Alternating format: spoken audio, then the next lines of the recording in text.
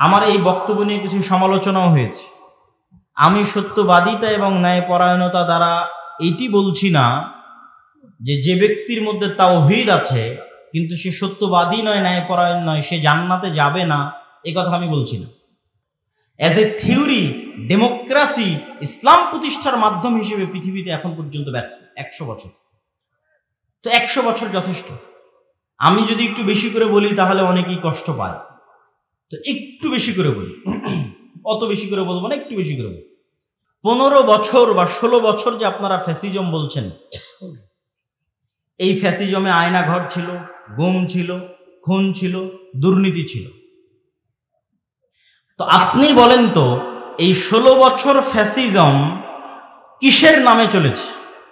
গণতন্ত্রের নামে চলেছে। কিসের নামে চলেছে বলেন? গণতন্ত্র। এই 16 বছর ফ্যাসিজম সেকুলারিজম ধর্মনিরপেক্ষতাবাদের নামে চলেছে না অন্য কোনো নামে চলেছে?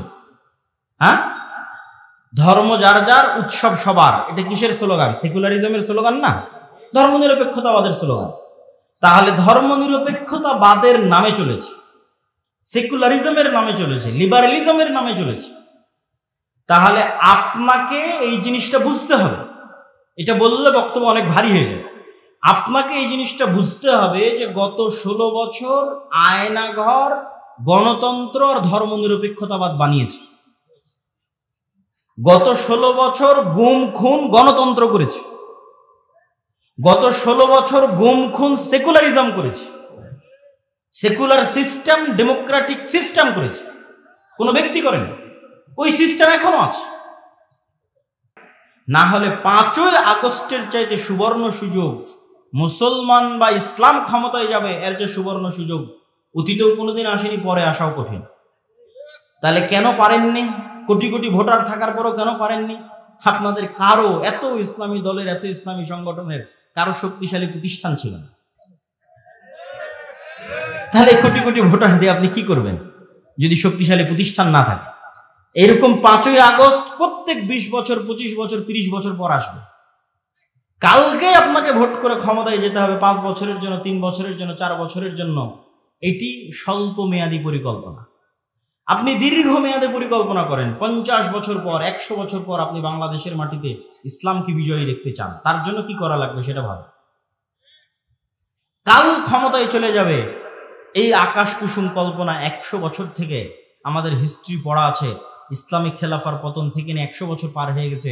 একটা থিওরি পরীক্ষা করার জন্য 100 বছর যথেষ্ট। যখন প্রধানমন্ত্রী হাসিনা বিদায় নিল, তখন অটোমেটিক ট্রানজিশন অফ পাওয়ার, পাওয়ারের হস্তান্তর, এটিই নিয়ম যে যখন রাষ্ট্র অকার্যকর তখন রাষ্ট্রের অবস্থানরত শক্তিশালী প্রতিষ্ঠানগুলোর কাছে ক্ষমতা চলে যায়। তো বাংলাদেশের সবচেয়ে শক্তিশালী প্রতিষ্ঠান হচ্ছে আর্মি। তো ফলত যখন প্রধানমন্ত্রী হাসিনা বিদায় নিয়েছে তখন অটোমেটিক ক্ষমতা চলে গেছে আর্মির কাছে। আরো অসংখ্য শক্তিশালী প্রতিষ্ঠান আছে। প্রথম আলো একাই একটা শক্তিশালী প্রতিষ্ঠান, ডেইলি স্টার একাই একটা শক্তিশালী প্রতিষ্ঠান, ব্র্যাক একাই একটা শক্তিশালী প্রতিষ্ঠান, গ্রামীণ ব্যাংক একাই একটা শক্তিশালী প্রতিষ্ঠান, মানবাধিকার সংস্থা অধিকার একাই একটা শক্তিশালী প্রতিষ্ঠান। তাহলে যখন রাষ্ট্র অকার্যকর তখন অটোমেটিক রাষ্ট্রের ক্ষমতা এই প্রতিষ্ঠানগুলোর কাছে চলে গেছে। আমাদের কোটি কোটি ভোটার আছে, কিন্তু আমাদের প্রতিনিধিত্ব করবে এরকম শক্তিশালী মিডিয়া নাই, আমাদের প্রতিনিধিত্ব করবে এরকম শক্তিশালী অর্থনৈতিক প্রতিষ্ঠান নাই, এরকম শক্তিশালী মানবাধিকার সংস্থা নাই যে মুসলমানদের প্রতিনিধিত্ব করবে। ওই সিস্টেম এরকম আবারও জালেম তৈরি করবে, আবারও এরকম স্বৈরাচার তৈরি করবে। আজ থেকে কারো হায়াত যদি 30 বছর আল্লাহ বাড়িয়ে দেয়, আর আমারও হায়াত যদি আল্লাহ বাড়িয়ে দেয়, তো 30 বছর পর স্মরণ করবেন, বলেছিলাম এই সিস্টেম আবারও জালেম তৈরি করবে। কেন? এটা হচ্ছে পাশ্চাত্য বিশ্বের সুবিধা যে আমাদের সিস্টেম টিকে থাক, সবার রাগ নির্দিষ্ট ব্যক্তির উপর উঠুক। তো সবার রাগ নির্দিষ্ট ব্যক্তির উপর উঠে গেছে, নির্দিষ্ট ব্যক্তি পালিয়ে গেছে, সবাই ঠান্ডা হয়ে গেছে, কিন্তু সিস্টেম কিন্তু টিকে গেছে। তাহলে আপনাকে বুঝতে হবে যে এই যে বৈষম্য বিরোধী ছাত্র আন্দোলনে যদি 1700 নিহত হয়ে থাকে, তাহলে 1700 জনকে হত্যা করেছে কে বলেন তো? একটু জোরে বলেন দেখি কে? এই 1700 জনকে হত্যা করেছে গণতন্ত্র এবং ধর্মনিরপেক্ষ মতবাদ। অনেক অনেক কঠিন কথা বলে দিলাম, কিন্তু এটাই সত্যি। এটা যত দ্রুত মুসলমানেরা বুঝবে, তা আপনি তাহলে কি বলছেন তাহলে আপনি এই সিস্টেমকে অমান্য করে উপরে ফেলে দিবেন? এটা কখনোই বলবেন। কেননা আমরাই আপনাদের সামনে বক্তব্য দিয়েছি যে চলন্ত যার কাছে ক্ষমতা আছে, রাষ্ট্র ক্ষমতা আছে, তাকে আনুগত্য করতে হবে। আমরাই বক্তব্য দিয়েছি এবং সেটার বিরুদ্ধে বিদ্রোহ করাকে আমরা খারিজি মতবাদ বলেছি। কিন্তু সমাধানের রাস্তা কোনটা? সমাধানের রাস্তা ওইটাই। সেটা হচ্ছে মানুষ অবশ্যই বুঝবে যে এই সিস্টেম জালেম তৈরি করে, এই সিস্টেম স্বৈরাচার তৈরি করে, এই সিস্টেম দুর্নীতিবাজ তৈরি করে, এই সিস্টেম আমাদেরকে মাজলুম করে। কিন্তু এই সিস্টেমের বিরুদ্ধে শক্ত আওয়াজ তোলার জন্য আপনাদের প্রতিষ্ঠান লাগবে। এরকম 100 বছরও যদি রাজনীতি করেন, ভোট করেন, তো ওই পাওয়ার অর্জন করতে পারবেন না যে পাওয়ার একটা প্রতিষ্ঠানের থাকে, শক্তিশালী প্রতিষ্ঠানের থাকে। সম্মানিত উপস্থিতি, তাহলে আপনাদেরকে দিক নির্দেশনামূলক কি কি বললাম? 1 নাম্বার বলেছি ব্যাপক দাওয়াতি কাজ করতে হবে। 2 নাম্বার বলেছি সমাজ এবং দেশের সাথে সম্পৃক্ত থাকতে হবে। 3 নাম্বার বলেছি শক্তিশালী প্রতিষ্ঠান তৈরি করতে হবে। 4 নাম্বার পয়েন্টটা আগে সংক্ষিপ্ত আলোচনা করেছি, একটু আলাদা পয়েন্ট আকারে এখন বলি। 4 নাম্বার পয়েন্ট হচ্ছে এখন আপনার কাছে যত ছোটখাটো প্রতিষ্ঠান আছে, যত ছোটখাটো মসজিদ আছে, মাদ্রাসা আছে, দল আছে, সংগঠন আছে, এগুলোতে ন্যায়পরায়ণতা, সত্যবাদিতা প্রতিষ্ঠা করে। যে কোনো একটা ছোট্ট মাদ্রাসায় ন্যায়পরায়ণতা, সত্যবাদিতা প্রতিষ্ঠা করেন, আল্লাহ কবুল করলে ওই মাদ্রাসা থেকে রাষ্ট্র ক্ষমতায় পৌঁছে দেবে। বেশি কিছু লাগবে না, এই 2টা গুণ লাগবে। একটা ছোট্ট সংগঠনের মধ্যেও যদি ন্যায়পরায়ণতা, সত্যবাদিতা প্রতিষ্ঠা হয়, আল্লাহ ওখান থেকেই রাষ্ট্র ক্ষমতায় পৌঁছে দেবে। কিন্তু সত্যবাদিতা এবং ন্যায়পরায়ণতা ছাড়া রাষ্ট্র ক্ষমতায় যাওয়ার জন্য আল্লাহ সুবহানাহু ওয়া তাআলার দয়ায় কোনো সুযোগ নেই। তাহলে আমরা আমাদের আলোচনার শেষের দিকে চলে আসি যে এই পরিবর্তিত পরিস্থিতিতে স্কুল, কলেজ, বিশ্ববিদ্যালয় সহ দেশব্যাপী যে দাওয়াতি কাজের পরিবেশ তৈরি হয়েছে, এই দাওয়াতি কাজের পরিবেশকে আল্লাহর পক্ষ থেকে নিয়ামত মনে করতে হবে, আল্লাহর পক্ষ থেকে দয়া মনে করতে হবে। আর এই ধরনের জালসা সম্মেলন কেন্দ্রিক দাওয়াতি কাজ থেকেও একটু বের হওয়ার চেষ্টা করতে হবে। জালসা সম্মেলন ভালো, কিন্তু জ্ঞান কেন্দ্রিক দাওয়াতি কাজ হচ্ছে টেকসই। আমার বহু বক্তব্যে আপনারা শুনেছেন, আমি বলেছি যদি জালসা করে জ্ঞান পৌঁছানো বেশি ভালো হতো, তাহলে ব্রাক শুধু জালসাই করে বেড়াত, আর খ্রিস্টান মিশনারিরা শুধু জালসাই করত। তারা জালসা করে না, ছোট ছোট শিক্ষা প্রতিষ্ঠান তৈরি করে, জ্ঞানের যে রাস্তাগুলো, সিলেবাস কারিকুলামের যে রাস্তাগুলো, সেগুলোতে তারা অগ্রগামী, তারা সেগুলোর অন্তর্ভুক্ত হয়ে আছে। সম্মানিত উপস্থিতি, আল্লাহ সুবহানাহু ওয়া তাআলা আমাদেরকে এই যে সংক্ষিপ্ত বক্তব্য আপনাদের সামনে তুলে ধরলাম, এই সংক্ষিপ্ত বক্তব্য বুঝার এবং এই সংক্ষিপ্ত বক্তব্যের প্রতি আমল করার এবং দেশব্যাপী, পুরো পৃথিবীব্যাপী মুসলমানদের একটা বিপ্লব তৈরি করার তৌফিক দান করুক, আল্লাহুম্মা আমিন। আমার এই বক্তব্য নিয়ে কিছু সমালোচনাও হয়েছে। আমি সত্যবাদিতা এবং ন্যায়পরায়ণতা দ্বারা এইটি বলছি না যে ব্যক্তির মধ্যে তাওহীদ আছে কিন্তু সে সত্যবাদী নয়, ন্যায়পরায়ণ নয়, সে জান্নাতে যাবে না, এ কথা আমি বলছি না। যার অন্তরে তাওহীদ আছে, যে সালাত আদায় করে, সে যদি মিথ্যুক হয়, অন্যায়পরায়ণ হয়, আর আল্লাহর কাছে ক্ষমা চেয়ে নেয়, মানুষের সাথে অন্যায় করে মানুষের কাছ থেকে ক্ষমা চেয়ে নেয়, মানুষ যদি ক্ষমা করে দেয়, তো আল্লাহ সুবহানাহু ওয়া তাআলা তাকে জান্নাতে দিবেন। কিন্তু আমি যেটা বলতে চাচ্ছি সেটি হচ্ছে, সালাত যে ব্যক্তি আদায় করে, যার আকীদা বিশুদ্ধ, কিন্তু তারপরেও সে সত্যবাদী নয়, সে তার প্রতিষ্ঠান, ইসলামী দল, সংগঠন, মসজিদ, মাদ্রাসা, ব্যক্তি, পরিবারে ন্যায়পরায়ণ নয়, তাকে আল্লাহ জান্নাতে দিলেও কোনোদিন রাষ্ট্র ক্ষমতা দিবেন না, রাষ্ট্র ক্ষমতায় যেতে পারবেন না, নেতা হতে পারবেন না। এই জন্য আল্লাহ সুবহানাহু ওয়া তাআলা যত নবী রাসূল পাঠিয়েছেন, সকল নবী রাসূলকে সত্যবাদী, ন্যায়পরায়ণ করে পাঠিয়েছেন। কেন? তাকে তো নেতা হতে হবে। আমার নবী মুহাম্মদ সাল্লাল্লাহু আলাইহি ওয়াসাল্লাম যদি আবু সুফিয়ানের সাথে কখনো মিথ্যা বলতেন, যদি আবু সুফিয়ান রাদিয়াল্লাহু তাআলা আনহুর প্রতি চুল পরিমাণ কোনো জুলম বা অন্যায় করতেন, তাহলে আবু সুফিয়ান রাদিয়াল্লাহু তাআলা আনহু তার নেতৃত্ব মেনে নিতেন না, আর আল্লাহর নবী নিজেও নেতৃত্ব প্রদানে অযোগ্য বলে বিবেচিত হতেন। তো আল্লাহর নবী শুধু মানুষকে ইসলামের সঠিক আকীদার সালাতের দাওয়াত দেননি, তার ন্যায় নিষ্ঠা এত উঁচু পর্যায়ের ছিল যে তৎকালীন বিশ্বে কোন রাষ্ট্রনেতা, কোন কাফের মুশরিক ন্যায় নীতি নিষ্ঠায় আল্লাহর রাসূলকে পার করে চলে যাবে এরকম কেউ জন্ম হয়নি। ফলত সবার মাথা তার সামনে নত থাকতো। মাথা নত থাকতো তার ইসলামের দাওয়াতের কারণে নয়, তার ব্যক্তিগত চরিত্রের কারণে। যে মানুষ মিথ্যা বলে না, কারো প্রতি অন্যায় করে না, তার সামনে যদি মাথা নত না থাকে তো কার সামনে মাথা নত থাকে? আর আল্লাহ সুবহানাহু ওয়া তাআলা যে পুরো পৃথিবী পরিচালনা করছেন, আল্লাহ কি বলেছেন? কুলিল্লাহুম্মা মালিকাল মুলকি তুতিল মুলকা মান তাশা। আল্লাহ হচ্ছে সকল রাজত্বের মালিক, যাকে ইচ্ছা তাকে ক্ষমতা দেন, আর যাকে ইচ্ছা তার কাছ থেকে ক্ষমতা নেন। এটা অনুবাদ নয়, অনুবাদ হচ্ছে যাকে ইচ্ছা তার কাছ থেকে ক্ষমতা ছিনিয়ে নেন।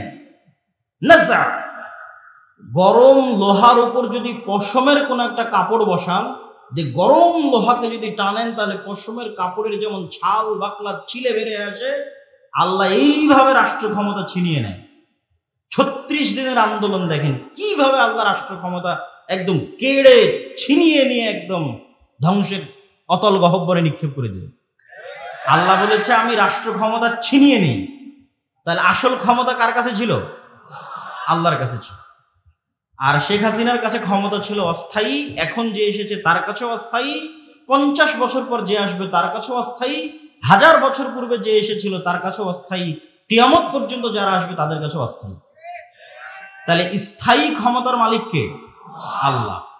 এখন আল্লাহ এই পুরো পৃথিবী পরিচালনা করেন নিপুণ নিখুঁত মানদণ্ডে। আল্লাহ মানুষকে চ্যালেঞ্জ করেছেন যে তোমরা আসমানের দিকে তাকাও, তোমরা কি আসমানে কোনো ত্রুটি দেখতে পাও আমার সৃষ্টিতে? আপনি নিজেকে নিয়ে গবেষণা করেন যে আপনার সৃষ্টিতে আল্লাহর কোনো ত্রুটি আছে কিনা। নাক, হাত, পা, চোখ, মুখ এভাবে না রেখে অন্যভাবে রাখলে ভালো হতো। তো এই পুরো পৃথিবী আল্লাহ নিখুঁত নিপুণ মানদণ্ডে চালান। সূর্যের যেভাবে ওঠার কথা, চন্দ্রের যেভাবে ডুবার কথা, ফেরেশতাদের যেভাবে জান কবজ করার কথা, ফেরেশতাদের যেভাবে জান দেওয়ার কথা, নতুন বাচ্চা জন্মদানের কথা, যেখানে বৃষ্টি বর্ষণের কথা, যা যেভাবে আছে সেভাবে অত্যন্ত নিপুণ এবং নিখুঁতভাবে ন্যায়ের সাথে সত্যবাদিতার সাথে পরিচালিত হয়। তাহলে আল্লাহ তার ক্ষমতা ব্যবহার করেন ন্যায়পরায়ণতার সাথে। এই জন্য আল্লাহ সবসময় নিজেকে কি বলেছেন কোরআনে দেখবেন, আল্লাহ সবসময় নিজেকে বলেছে আজিজুন হাকিম, আমি মহাপরাক্রমশালী তবে প্রজ্ঞাময়। দুটো একসাথে লাগানোর কারণ কি? আল্লাহ যদি বলতেন আমি শুধু মহাপরাক্রমশালী, তাহলে যাকে যা ইচ্ছা তখন তাকে তাই করে দিতাম। কিন্তু আমার ক্ষমতা আছে, কিন্তু আমি হাকিম প্রজ্ঞাময়, এই জন্য যা করি ন্যায়ের সাথে করি, যা করি সত্যবাদিতার সাথে করি। তো এখন আপনি ইসলামের নামে, আল্লাহর নামে, আল্লাহর রাষ্ট্র ক্ষমতার অংশ আল্লাহর দয়ায় নিবেন, আল্লাহ আপনাকে দিবে রাষ্ট্র ক্ষমতা। কেননা স্থায়ী ক্ষমতার মালিক আল্লাহ। ইসলামের নামে নিবেন, আল্লাহর নামে নিবেন, আল্লাহ আপনাকে রাষ্ট্র ক্ষমতা দিবে। তো যেই আল্লাহ তার ক্ষমতা প্রয়োগ করতেছেন সত্যবাদিতার সাথে, ন্যায়পরায়ণতার সাথে, ওই দুটো গুণ যদি আপনার সাথে ম্যাচ না করে, খাপ না খায়, তাহলে আপনি আল্লাহর দয়ায় কোনোদিন আল্লাহর প্রদত্ত ক্ষমতা পাবেন না। এই জন্য আপনি যত মসজিদে যান, মাদ্রাসায় যান, ইসলামী দলে যান, ইসলামী সংগঠনে যান, যত বিভেদ আছে, যত গন্ডগোল আছে, হানাফি কি, আহলে হাদিস কি, যত মত পার্থক্য আছে, এই মত পার্থক্যগুলোর মূলে মাসালা মাসাইল এবং আকীদার যতটা না ভূমিকা আছে। ধরেন দেওবন্দীদের সবার আকীদা এক, তারপরেও শত শত দলে বিভক্ত হয়ে আছে, এক মাদ্রাসা ভেঙে আর এক মাদ্রাসা তৈরি হয়েছে। আহলে হাদিসদের সবার আকীদা এক, তারপরে এক মাদ্রাসা ভেঙে আর এক মাদ্রাসা হয়েছে, এক দল ভেঙে আর এক দল হয়েছে। এই যে আকীদা এবং মাসালা এক হওয়ার পরও যে বিভেদগুলো, এই বিভেদগুলোর মধ্যে ঢুকেন, এই প্রত্যেকটা বিভেদের মধ্যে কারণ আপনি আকীদা মাসালা পাবেন না। কারণ হচ্ছে অন্যায়পরায়ণতা এবং মিথ্যা।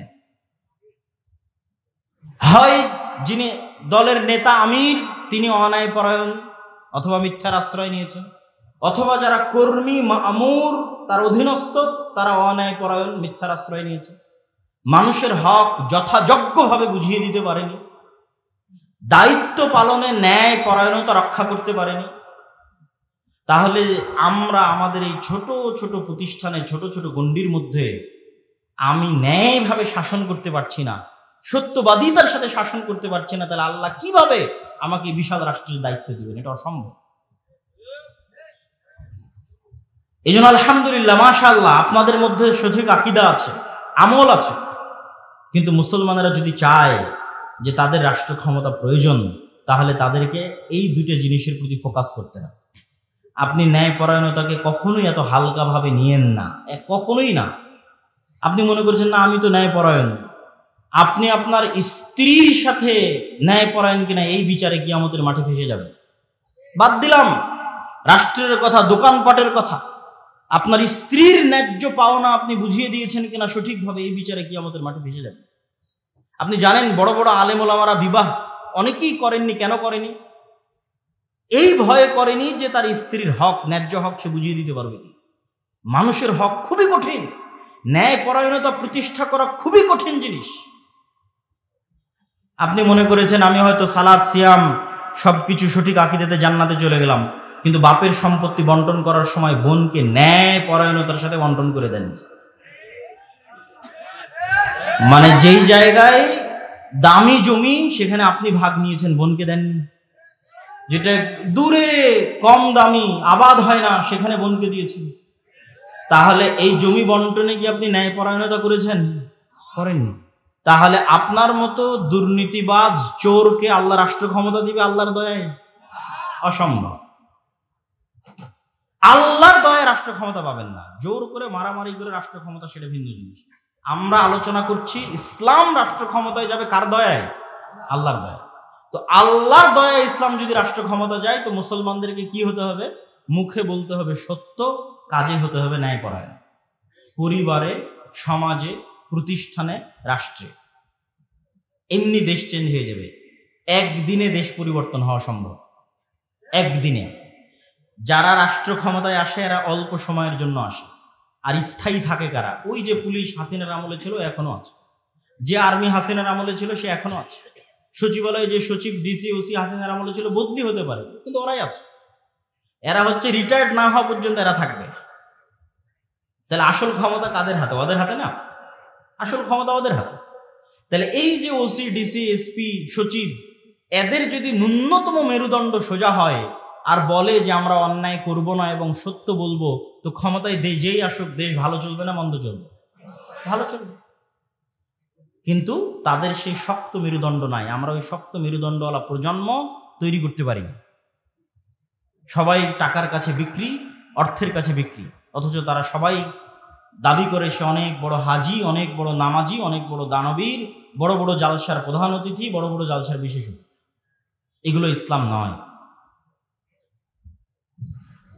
আপনাকে সত্যবাদী এবং ন্যায়পরায়ণ হতে হবে যদি আপনি মুসলমানদের সম্মান রক্ষা করতে চান, ইসলামের সম্মান রক্ষা করতে চান। আর সত্যবাদিতা এবং ন্যায়পরায়ণতার উপর এতটা গুরুত্ব আমি কেন দিচ্ছি এখনকার ইদানিং বক্তব্যে, এত সমালোচনার পরে? ওয়াতাম্মাত কালিমাতু রাব্বিকা সিদকান ওয়া আদলা। আল্লাহ সুবহানাহু ওয়া তাআলা কোরআন মাজিদে বলেন, আপনার প্রতিপালক আল্লাহ সুবহানাহু ওয়া তাআলার সকল আদেশ সমাপ্ত হয়েছে সত্যবাদিতার উপরে, ন্যায়পরায়ণতার উপরে। মানে আল্লাহ যত আদেশ মানুষকে দিয়েছে, প্রত্যেকটা আদেশ সত্য, প্রত্যেকটা আদেশ ন্যায়। একটা আদেশ শোনেন, আল্লাহ আদেশ দিয়েছে কি? তোমরা আল্লাহর ইবাদত করবা, শিরক করবা না। তো এবার কালেমা কি? লা ইলাহা ইল্লাল্লাহ। আল্লাহ ব্যতীত ইবাদতের যোগ্য কোনো সত্য মাবুদ নাই। মানে আল্লাহ ব্যতীত যে মাবুদগুলোর ইবাদত করা হয়, এদের মধ্যে দুইটা গুণ আছে। এক, ওরা মিথ্যা, আর দুই, ওরা ইবাদতের অযোগ্য। তো যেটা ইবাদতের অযোগ্য ওটাই অন্যায়পরায়ণতা, ওটাই জুলম, আর ওটাই মিথ্যা। আর সত্য কোনটা? একমাত্র সত্যকে আল্লাহ। আর একমাত্র ইবাদতের যোগ্য ন্যায় কোনটা? আল্লাহর ইবাদত করা। এটা হাদিসেও আছে। রাসূলুল্লাহ সাল্লাল্লাহু আলাইহি ওয়াসাল্লাম বলছেন, তোমরা কি জানো আল্লাহর হক মানুষের উপরে কি, আর মানুষের হক আল্লাহর উপরে কি? তো আল্লাহর হক মানুষের উপর হচ্ছে যে মানুষ ন্যায় পরায়ণ হবে আল্লাহর সাথে, যে ইবাদত আল্লাহ ব্যতীত অন্য কারো করবে না। এটা আল্লাহর সাথে ন্যায় পরায়ণতা, এটা আল্লাহর সাথে সত্যবাদিতা। এরকম করে ধরে ধরে ইসলামের প্রত্যেকটা হুকুমের মধ্যে সত্য আছে, ন্যায় আছে। সম্মানিত উপস্থিতি, তো আপনাকে আগে বুঝতে হবে যে ইসলামী রাষ্ট্র ব্যবস্থা মানে কি। ইসলামী রাষ্ট্র ব্যবস্থায় আপনার কি উপকার আছে, আপনার কি কল্যাণ আছে। ইসলামী রাষ্ট্র ব্যবস্থায় আপনার 6টা মৌলিক অধিকার সংরক্ষিত হবে। 5টা মৌলিক অধিকার দিয়েছে জাতিসংঘ, আর ইসলাম দিয়েছে 6টা মৌলিক অধিকার। অন্ন, বস্ত্র, শিক্ষা, স্বাস্থ্য, বাসস্থান, এগুলোর কথা তো আমরা জানি। তার সাথে ইসলাম আরো একটি যুক্ত করেছে, হচ্ছে সম্মান। আপনার সম্মান রক্ষা করা হবে ইসলামী রাষ্ট্রের দায়িত্ব। মানুষ যেন আপনার মানহানি করতে না পারে। ইসলামী রাষ্ট্র হয় কল্যাণমূলক রাষ্ট্র ব্যবস্থা। কল্যাণমূলক রাষ্ট্র ব্যবস্থায় সকল কিছুর জিম্মেদারি রাষ্ট্রের উপর। একজন মানুষ যদি না খেয়ে থাকে তাও দায়ী রাষ্ট্র। একজন মানুষের যদি ঘর না থাকে বসবাস করার জন্য, দায়ী রাষ্ট্র। একজন মানুষের যদি গায়ে কাপড় না থাকে, দায়ী রাষ্ট্র। এই জিম্মেদারি নেওয়া হচ্ছে ইসলামী রাষ্ট্র। সম্মানিত উপস্থিতি, তাহলে এই ধরনের ইসলামী রাষ্ট্র প্রতিষ্ঠার জন্য আমরা কি করতে পারি? আমরা কি তাহলে ভোটের রাজনীতিতে অংশগ্রহণের মাধ্যমে ইসলামী রাষ্ট্র প্রতিষ্ঠা করব? কেউ কেউ বলতে পারে হ্যাঁ, আমি তাদের সাথে দ্বিমত করছি বা তার বিরোধিতা করছি, এটা নয়। আমি যুক্তির আলোকে আপনাকে পরামর্শ দিতে চাই যে আমাদের করণীয় কি, করা উচিত কি। 1 নাম্বার করণীয়, এই রকম পরিস্থিতিতে, যেই পরিস্থিতিতে আমরা আছি, দাওয়াতি কাজ। আপনি বলবেন, আপনাদের কথা শুরু হলেই বলেন দাওয়াতি কাজ। আর কত দাওয়াতি কাজ? কুনতুম খায়রা উম্মাতিন উখরিজাত লিন-নাস তা'মুরুনা বিল মা'রুফ ওয়া তানহাউনা আনিল মুনকার। এই উম্মতে যেহেতু আর কোন নবী আসবেন না, সেহেতু প্রত্যেক যুগে মানুষকে হেদায়েত করার জন্য দাওয়াত দিবে এই উম্মতের লোকেরাই। বানু ইসরাইলে প্রতি যুগে নবী প্রেরিত হতো মানুষকে দাওয়াত দেওয়ার জন্য, আর এই উম্মতে কোনো নবী আসবে না, তো দাওয়াত দিবে এই উম্মতের লোকেরাই। এখন যদি এখানে কোনো নবী আসতেন, তাহলে তিনি কি করতেন? আগে কি দিতেন? আগে দাওয়াত দিতেন। আগে কি দিতেন? দাওয়াত দিতেন। এখন যদি বাংলাদেশে কোনো নবী প্রেরিত হতেন, তাহলে তিনি দাওয়াত দিতেন। তো যেহেতু নবী প্রেরিত হবেন না, তো দাওয়াতি কাজ অতীতেও ছিল, আজও থাকবে, ভবিষ্যতেও থাকবে। দাওয়াতি কাজে আমরা সফল নই কেন? নবীদের মতো ইখলাস, নবীদের মতো হিকমা, নবীদের মতো সবর, নবীদের মতো কৌশল, নবীদের মতো ভদ্র এবং নম্র আচরণের মাধ্যমে আমরা দাওয়াত দিতে পারিনি। যেখানে মূসা আলাইহিস সালাতু ওয়াস সালামকে ফেরাউনের নিকটে দাওয়াত দিতে পাঠানো হয়েছে, তারপরে বলা হচ্ছে ভালো ভাষায় কথা বলবে। আর আমরা আমারই আর এক মুসলিম ভাইকে দাওয়াত দিতে গিয়ে বলতেছি, তুই মুশরিক, তুই বেদাতি, তুই জাহান্নামী, তুই কাফের। তো তাহলে আমাদের দাওয়াতি স্ট্র্যাটেজির মধ্যে, পদ্ধতি কৌশলের মধ্যে ত্রুটি আছে। আমরা যত ইসলামী দল সংগঠন বলেন, আলেম ওলামা বলেন, রাষ্ট্রের টপ লেভেলে যদি কেউ দাওয়াত নিয়ে গিয়ে থাকে, তাহলে নিজের স্বার্থের জন্য নিয়ে গেছে। বেশিরভাগ আমরাও নিজের স্বার্থের জন্য নিয়ে গেছি। স্বার্থ মানে কি বুঝতে পারছেন?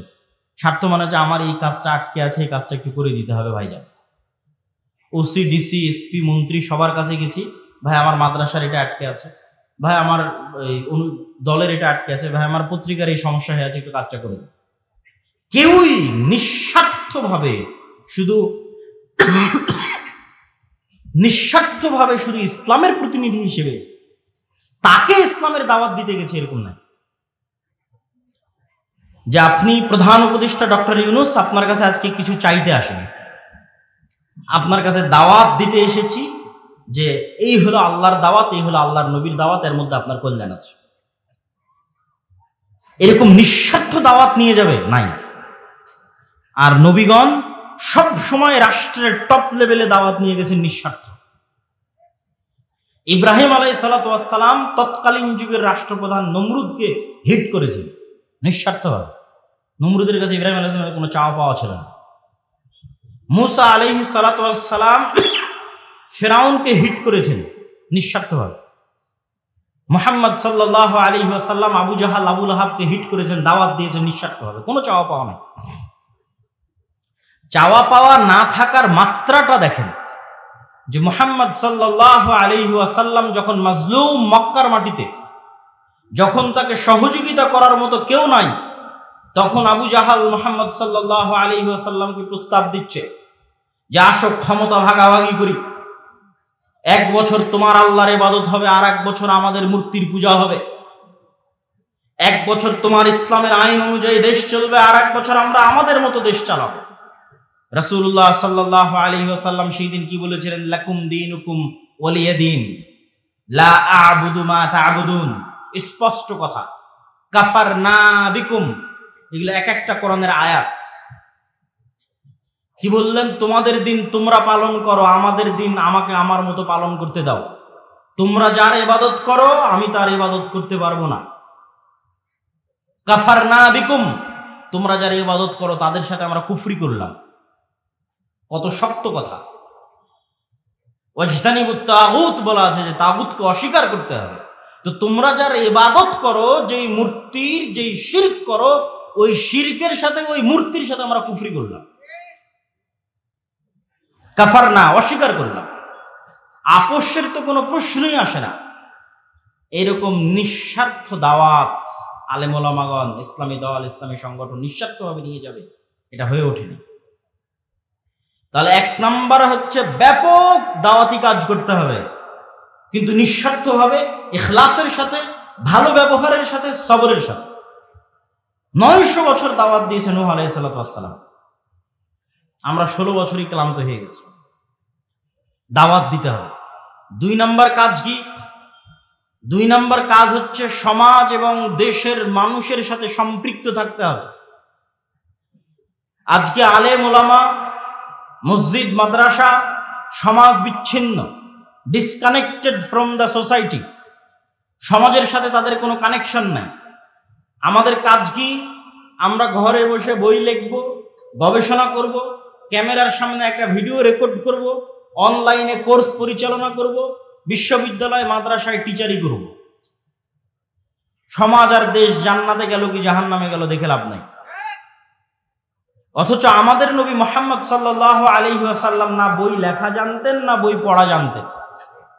তাহলে আমার নবী গবেষকও ছিলেন না, আমার নবী লেখকও ছিলেন না, আর আমার নবী পিএইচডি ডিগ্রিধারীও ছিলেন না, আর আমার নবী কোনো বিশ্ববিদ্যালয় মাদ্রাসায় চাকরিও করতেন না। তাহলে তিনি আল্লাহর কাছ থেকে জ্ঞান নিয়ে, মানে কোরআন শিখে 5 ওয়াক্ত সালাত আদায় বাদে বাকি সময় মানুষের পিছনে দিতেন। কার বাড়িতে কে মরলো, কার মেয়ের বিয়ে, তো কে কষ্টে আছে, কার বাড়িতে খাবার নাই, কে ঋণগ্রস্ত আছে, মানুষের দুঃখ কষ্টের ভাগিদার এবং ভাগ বাটোয়ারার অংশীদার ছিল। মদিনা এবং মক্কায় বসবাসরত কোনো মানুষ মনে করবে যে আজকে সে বিপদগ্রস্ত আছে আর তার পাশে দাঁড়ানোর মতো মুহাম্মদ সাল্লাল্লাহু আলাইহি ওয়াসাল্লাম না, এটা অসম্ভব। তিনি সমাজের মানুষের সাথে ফুললি কানেক্টেড ছিলেন।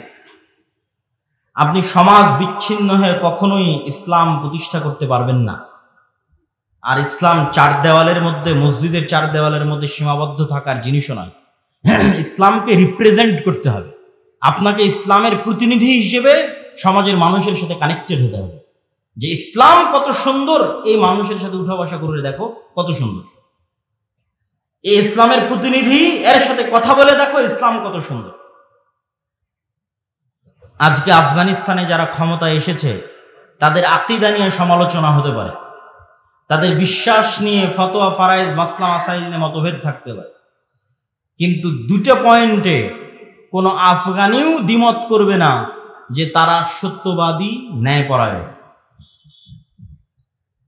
কোথাও 1টা টাকা দুর্নীতি হবে, এটি তাদের দ্বারা বরদাস্ত করা সম্ভব না। তো তারা এই জায়গায় এসেছে কিভাবে?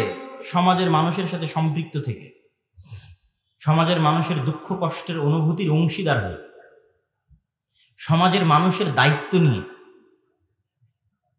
যখন রাশিয়ার সাথে যুদ্ধের পর গোটা আফগানিস্তানে গৃহযুদ্ধ, কোনো ল অ্যান্ড অর্ডার নাই, যেমন আমাদের দেশে 3 দিন কোনো সরকার ছিল না, এরকম ল অ্যান্ড অর্ডার বিহীন অবস্থায় খুন, চুরি, রাহাজানি, ধর্ষণ একাকার। তখন এক মাদ্রাসার ছাত্ররা বের হয়ে এক জায়গায় ধর্ষকের শাস্তি প্রকাশ্যে বাস্তবায়ন করে দিয়েছে।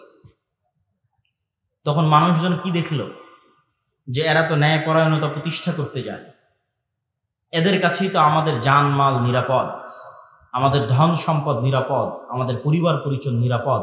আমরা কি চাই? নিরাপত্তা চাই, শান্তি চাই। তো ওই নিরাপত্তা, ওই শান্তির গ্যারেন্টি বাংলাদেশে বসবাসরত ইসলামের যারা রিপ্রেজেন্টার, ইসলামকে যারা প্রতিনিধিত্ব করে, তারা দিতে পেরেছে কি? তারা তাদের ন্যায়পরায়ণতা, সত্যবাদিতা দিয়ে সেটা ফুটে তুলে ধরতে পেরেছে কিনা? অতএব আপনাদেরকে সমাজের সাথে কানেক্টেড থাকতে হবে। তাহলে 1 নাম্বার বললাম ব্যাপক দাওয়াতি কাজ করতে হবে, 2 নাম্বার বললাম সমাজের সাথে সম্পৃক্ত থাকতে হবে, 3 নাম্বার শক্তিশালী প্রতিষ্ঠান তৈরি করতে হবে। এবার আসবে আপনাদের গণতান্ত্রিক রাজনীতির উত্তর। শক্তিশালী প্রতিষ্ঠান মানে কি? ইউরোপ, আমেরিকা এবং ইংল্যান্ডে গণতন্ত্র কেন টেকসই? ইংল্যান্ড এবং আমেরিকাতে প্রতিষ্ঠানগুলো পাওয়ারফুল, এই জন্য টেকসই। প্রতিষ্ঠান পাওয়ারফুল মানে পুলিশ বাহিনী স্বাধীন স্বতন্ত্র, বিচার বিভাগ স্বাধীন স্বতন্ত্র। ক্ষমতায় বাইডেন কি ট্রাম্প সেটা বিষয় নয়, পুলিশ তার মতো ফাংশন করে, বিচার বিভাগ তার মতো ফাংশন করে। কিন্তু আমাদের ভারত, পাকিস্তান, বাংলাদেশের প্রবণতা হচ্ছে যেই ক্ষমতায় আসে সে পুলিশ, আর্মি, বিচার বিভাগ সবগুলোকে নিজের পকেটের মধ্যে ঢুকিয়ে ফেলে। ফলত এখানে রাষ্ট্র প্রতিষ্ঠান দুর্বল হয়ে যায়, ফাংশন করে না। তো শক্তিশালী প্রতিষ্ঠান মুসলমানদের নাই। কোটি কোটি ভোটার আছে, কিন্তু এই কোটি কোটি ভোটারের প্রতিনিধিত্বকারী শক্তিশালী প্রতিষ্ঠান নাই। আপনি শক্তিশালী প্রতিষ্ঠানের, বেসরকারি শক্তিশালী প্রতিষ্ঠানের 2 একটা উদাহরণ নেন। যখন প্রধানমন্ত্রী হাসিনা বিদায় নিল, তখন অটোমেটিক ট্রানজিশন অফ পাওয়ার, পাওয়ারের হস্তান্তর, এটিই নিয়ম যে যখন রাষ্ট্র অকার্যকর তখন রাষ্ট্রের অবস্থানরত শক্তিশালী প্রতিষ্ঠানগুলোর কাছে ক্ষমতা চলে যায়। তো বাংলাদেশের সবচেয়ে শক্তিশালী প্রতিষ্ঠান হচ্ছে আর্মি। তো ফলত যখন প্রধানমন্ত্রী হাসিনা বিদায় নিয়েছে তখন অটোমেটিক ক্ষমতা চলে গেছে আর্মির কাছে। আরো অসংখ্য শক্তিশালী প্রতিষ্ঠান আছে। প্রথম আলো একাই একটা শক্তিশালী প্রতিষ্ঠান, ডেইলি স্টার একাই একটা শক্তিশালী প্রতিষ্ঠান, ব্রাক একাই একটা শক্তিশালী প্রতিষ্ঠান, গ্রামীণ ব্যাংক একাই একটা শক্তিশালী প্রতিষ্ঠান, মানবাধিকার সংস্থা অধিকার একাই একটা শক্তিশালী প্রতিষ্ঠান। তাহলে যখন রাষ্ট্র অকার্যকর তখন অটোমেটিক রাষ্ট্রের ক্ষমতা এই প্রতিষ্ঠানগুলোর কাছে চলে গেছে। আমাদের কোটি কোটি ভোটার আছে, কিন্তু আমাদের প্রতিনিধিত্ব করবে এরকম শক্তিশালী মিডিয়া নাই, আমাদের প্রতিনিধিত্ব করবে এরকম শক্তিশালী অর্থনৈতিক প্রতিষ্ঠান নাই, এরকম শক্তিশালী মানবাধিকার সংস্থা নাই যে মুসলমানদের প্রতিনিধিত্ব করবে।